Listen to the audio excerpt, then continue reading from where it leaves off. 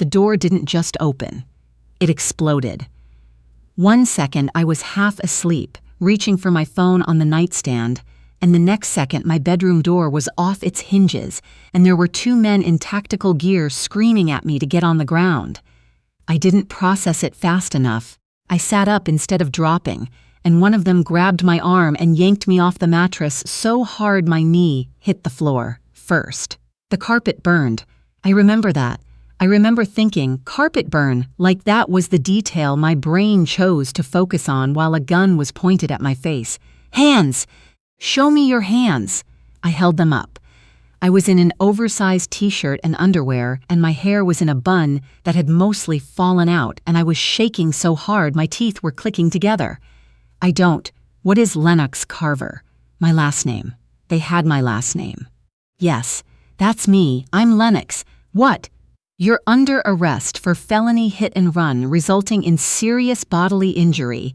You have the right to remain silent. I stopped hearing the rest. I know they said it. I know they finished reading me my rights because later a detective would confirm I'd been read them properly. But in that moment, my brain just stopped receiving. It was like a radio losing signal. Static. I was looking at the wall above my dresser where I'd hung a photo of my mother and me at her retirement party 2 years ago, and I was thinking, this is a mistake. This is a mistake. Someone made a terrible mistake. They put zip ties on my wrists.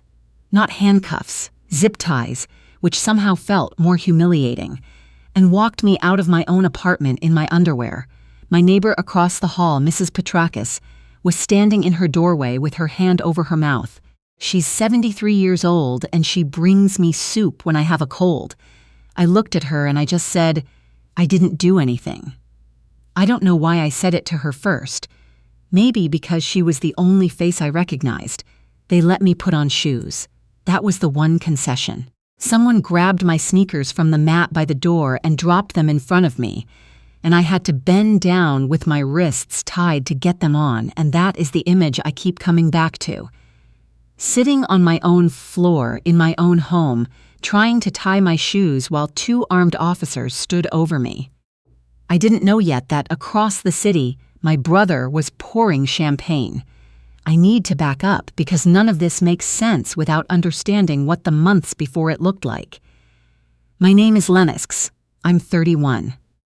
At the time this happened, I was a licensed clinical social worker with the County Child Protective Services Office. I had a caseload of 43 families. I had a lease I'd signed alone, furniture I'd picked out alone, a savings account I'd built over 6 years of working a job that paid nothing but meant everything to me. I was good at my job. My supervisor had told me twice in the past year that I was being considered for a team lead position. I had a life. It was a quiet life and sometimes a lonely one, but it was entirely mine. My brother is 4 years older than me. His name doesn't matter. I'll call him what he is, which is the person who tried to destroy me. What you need to know about him is this. He is the one my parents bragged about. The one whose college graduation photo is still on the mantle at their house.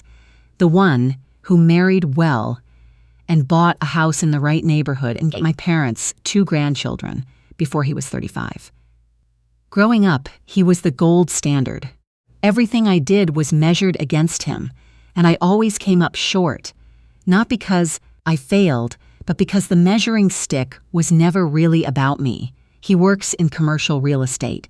He drives a car that costs more than I make in 2 years.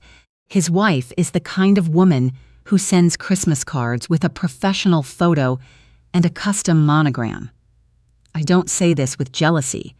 I genuinely don't want his life. I say it because you need to understand that he has always believed the world should accommodate him, that rules are for people with less, that if something stands between him and what he wants, the solution is to move it. I was the thing that needed to be moved. What I didn't know, while I was building my quiet little life, was that my father had been updating his estate plan. My parents aren't wealthy by any dramatic measure, but they own their home outright. They have retirement accounts. and my father had inherited a piece of a commercial property from his uncle that had appreciated significantly over 40 years. My brother had assumed his entire adult life that this would come to him. I was having coffee at the counter. He'd been managing pieces of it informally for years, positioning himself as the obvious heir. Then my father told him the estate would be split equally. I didn't ask for that. I didn't even know about it until my father mentioned it at dinner one Sunday in September, offhand, the way he mentioned things. My brother's face went very still. He smiled and said that was fair. And I believed him, because I had spent my whole life believing the version of him he showed at family dinners. 3 months later, I was in zip ties on my apartment floor. The holding cell smelled like industrial cleaner and old coffee. I sat on a bench with 3 other women, and I stared at the floor, and I went through the timeline in my head over and over, trying to find the crack in it. The hit and run had happened at 8:40 p.m. on a Tuesday. A woman had been struck by a vehicle at the intersection of Callaway and 9th in a neighborhood about 4 miles from my apartment. The driver fled. The woman, I would later learn her name was Dorianne. She was a nurse. She was 47, had a broken pelvis, 2 fractured ribs, and a severe concussion. She was in the hospital for 11 days. The police had a partial plate. They had traffic camera footage that was blurry enough to be ambiguous, and they had a witness who said the car looked like a gray sedan. I drive a gray sedan, a Civic, 7 years old, a dent in the rear bumper from a parking garage incident. A very ordinary car that several thousand people in this city also drive. But here's what they also had: a photo. On the traffic camera, not clear enough to make out a face or confirm from a plate, but clear enough to show the vehicle. And someone had called the tip line and said they recognized it, said they knew whose car that was, said they had reason to believe it was mine, that someone, I would find out later, was my brother. He had called from a prepaid phone. He had given them enough detail to sound credible. My make, my model, a description of the dent, the neighborhood where I lived, without giving his own name. He had calculated being a concerned citizen. What he hadn't calculated was that I'd been home. At 8:40 p.m. on that Tuesday, I was on a video call with my supervisor and 2 colleagues doing an emergency case review for a child removal hearing the next morning. I had been on that call since 8:15. My camera was on. My supervisor had noted in a follow-up email that the call ran until 9:22 p.m.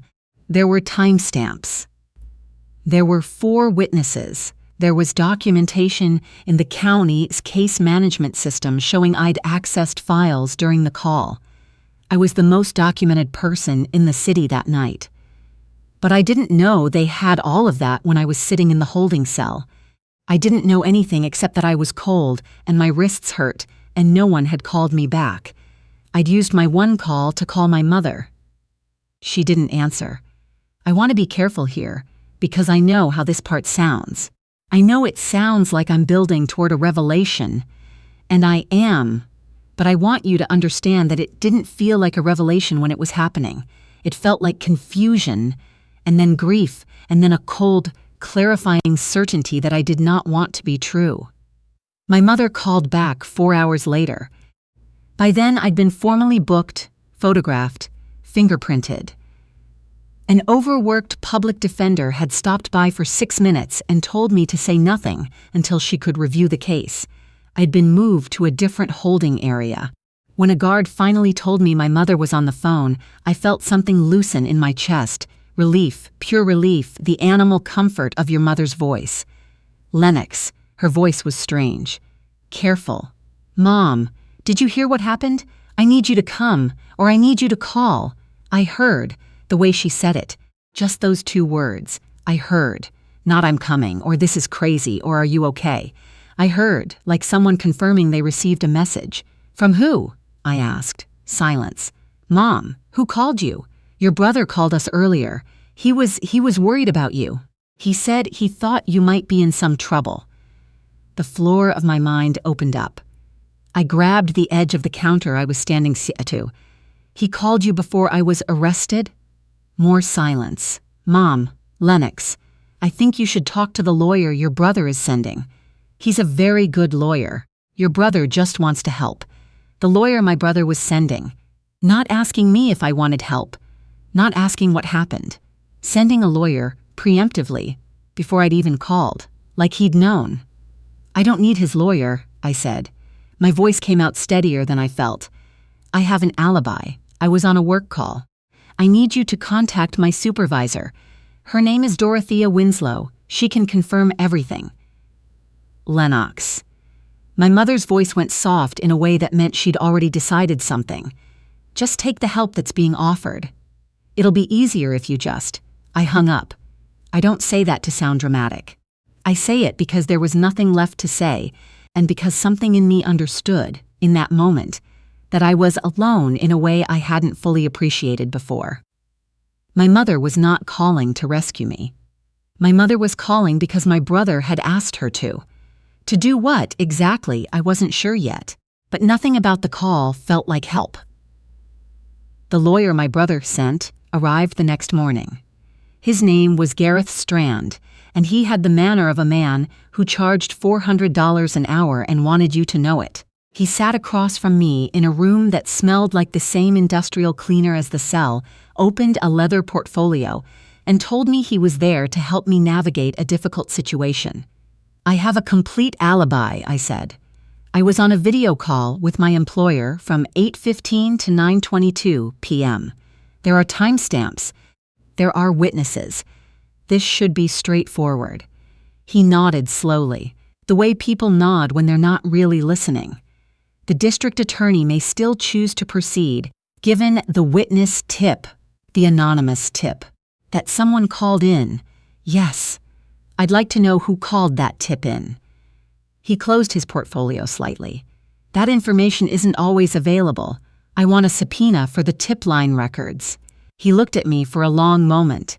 Lennox, given the circumstances, and I want to be direct with you here, because I think that serves you best, there may be a path forward that's cleaner than litigation.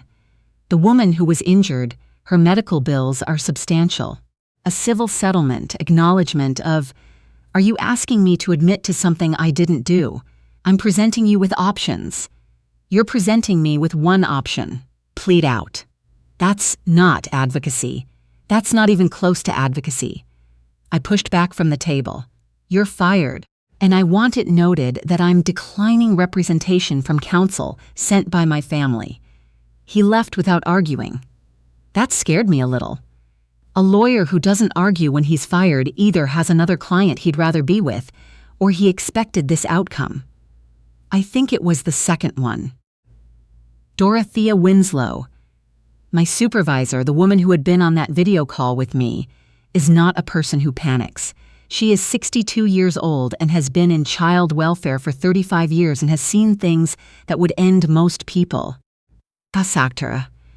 When my public defender reached her that afternoon, Dorothea had already pulled the call logs, exported the video platform timestamps, and written a 3-page summary of the case review meeting, including the specific file numbers we'd discussed, timestamped to 8:17 p.m. She had also, on her own initiative, contacted the county IT department to preserve the access logs showing I'd been active in the case management system during the call. She told my attorney, I want to be very clear that Lennox was with us the entire evening. I don't know what happened with this investigation, but someone got very bad information. I cried when my attorney told me that. Sitting in a gray room in a county detention facility, I put my face in my hands and cried with relief. Not because I was surprised. I knew I'd been home, but because hearing it confirmed meant I wasn't going insane. The world still had a shape I could recognize. I was released that evening, 41 hours after I'd been arrested. My parents did not come to pick me up. My attorney's name was Constance Obi, and she was the public defender who had stopped by for 6 minutes on day one and whom I'd thought was too overworked to help me. I was wrong. She was overworked, yes, but she was also sharp and meticulous, and as she would tell me later, genuinely offended by what had been done. The tip line record, she told me 2 weeks after my release. We got the subpoena. And? The call was made from a prepaid device, purchased with cash. But the cell tower data puts the phone, at the time of the call, within 2 blocks of a property registered to. She looked at her notes. Harborne Real Estate Consulting LLC. I knew that name. My brother had incorporated under it 3 years ago. That's circumstantial, I said. On its own, yes, but we also requested records from the traffic camera footage analysis, and the vehicle in the footage has a wheel alignment issue that makes it pull left. It's visible in the footage if you know what to look for. Your car, we had it inspected, pulls right. His car, a dark gray BMW 5 Series registered to his wife, was in the shop 5 days after the incident. The repair order includes an alignment fix and a replaced front corner molding. My hands went cold. He used her car, I said. We believe so, yes. There was a long silence. He used his wife's car, tipped the police about mine, and sent me a lawyer to talk me into pleading guilty. Yes. I thought about my mother's voice on the phone. Your brother just wants to help. I thought about my father's face at that Sunday dinner when he'd mentioned the estate would be split equally. I thought about my brother's face going still. My parents knew, I said. It wasn't a question. Constance didn't answer right away. We don't know the extent of their knowledge. But the lawyer your brother sent, we pulled his billing records through a related request. His first contact with Gareth Strand was the morning before you were arrested. Before I was arrested, my brother had known I was going to be arrested before I knew, which meant either he had remarkable confidence in the tip he'd called in, or he had already spoken to someone within the investigation. Or both. What do we do now? I asked. Constance set down her pen.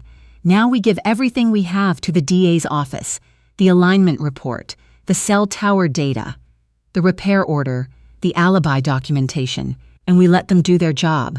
I won't pretend the next 2 months were easy. They weren't. I was placed on administrative leave from work, a procedural requirement during an active investigation. My HR department was careful to say, not a judgment, and so I had all day, every day, to sit in my apartment and think about what my family had done. My mother called twice. Both times, she tried to pivot the conversation to how stressful this was for her, how hard it had been to see the family go through something like this. I let her talk the first time. The second time, I told her I needed her to acknowledge what had been done to me before I could hear about her stress. She said she didn't know what I was talking about. I said goodbye, and I meant it. My father sent a single text. It said, "Hope you are doing well. Let us know if you need anything." I did not respond. Here is the thing about realizing your family is capable of this. It doesn't happen all at once. It happens in layers. First, there's the shock.